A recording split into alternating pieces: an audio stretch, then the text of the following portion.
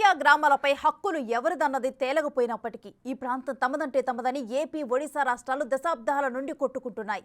ఇంతకీ ఇక్కడ ప్రజల ఓట్ల కోసమే ఇదంతా జరుగుతుందా అంటే అదేం లేదు. మరి ఎందుకు? ఇక్కడ మరో మతలబు ఉందని అంటున్నారు వామపక్షవాదులు. ఏంటది?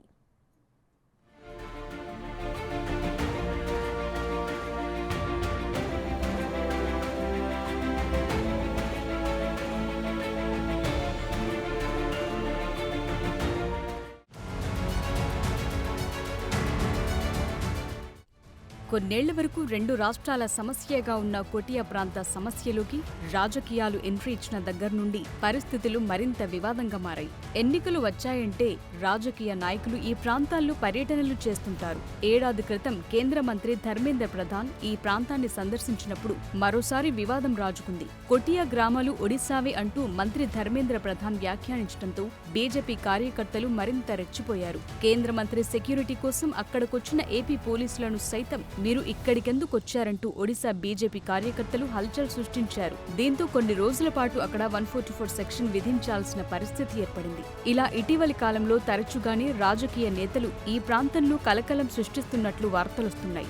ఈ సార్వత్రిక ఎన్నికల్లో ఒడిశాలోని బీజేడీ ప్రభుత్వం ఎన్డీఏ కూటమిలో చేరకపోవటం, బీజేపీతో తలపడతామని ప్రకటించిన తరువాత కొటియా గ్రామాల్లో ఒడిశా బీజేపీ నాయకుల పర్యటనలు మరింత పెరిగినట్లు సమాచారం. దీంతో కొటియా గ్రామాలు ఒడిశా రాజకీయ వేదికపై మరింత వేడి పుట్టిస్తున్నాయి.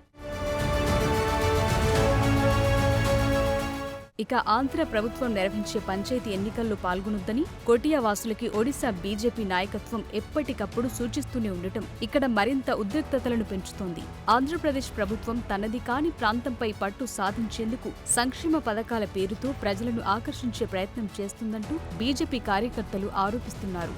ఇప్పటికే ఒడిశా సరిహద్దులోని అనేక ప్రాంతాలను ఆంధ్రప్రదేశ్ ఆక్రమించుకుందని, ఇది పూర్తిగా ఒడిశా ఇంటెలిజెన్స్ విభాగం వైఫల్యమని ఒడిశా ప్రభుత్వాన్ని నిందిస్తూ ఉంటారు. వెంటనే దీనిపై స్పందించి కేంద్రంతో మాట్లాడి భూభాగాన్ని కాపాడుకోవాలని డిమాండ్ చేస్తారు. మరోవైపు కొటియా పంచాయతీలో ఆంధ్రప్రదేశ్ ప్రభుత్వం నిర్వహిస్తోన్న పంచాయతీ ఎన్నికలను ఆపేలా రాష్ట్ర ప్రభుత్వం చర్యలు తీసుకోవాలని కోరుతూ గతంలో హైకోర్టులో పిల్ కూడా వేశారు.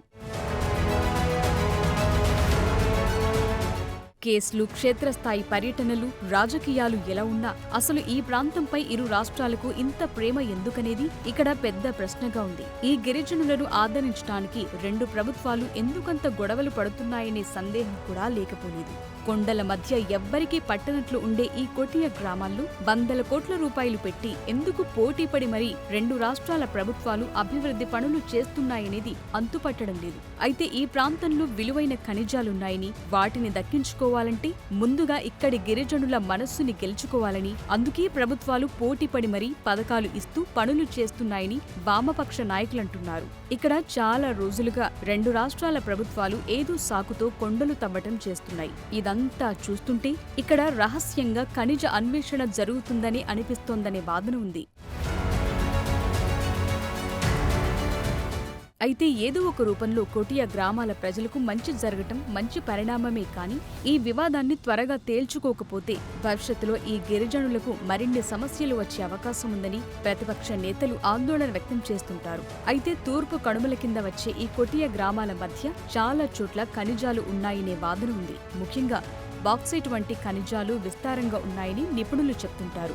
ఈ ఖనిజాలను తవ్వటానికి ప్రభుత్వాలు పోటీ పడుతున్నట్లు తెలుస్తోంది. తూర్పు కనుమల్లోని ఈ బెల్ట్లో మ్యాంగనీస్, ఇనుము, లైమ్ కంకర, క్వార్ట్జ్, గ్రానైట్, రంగురాళ్లు వంటి ఖనిజ సంపదతో పాటు ఇక్కడ జల, జంతు సంపద కూడా అపారంగా ఉందని, ఈ విలువైన ఖనిజాలున్న ప్రాంతాలను తమ పరిధిలోకి తెచ్చుకోవాలని రెండు ప్రాంతాలు అభివృద్ధిని ఆశగా చూపిస్తున్నాయని అంటున్నారు.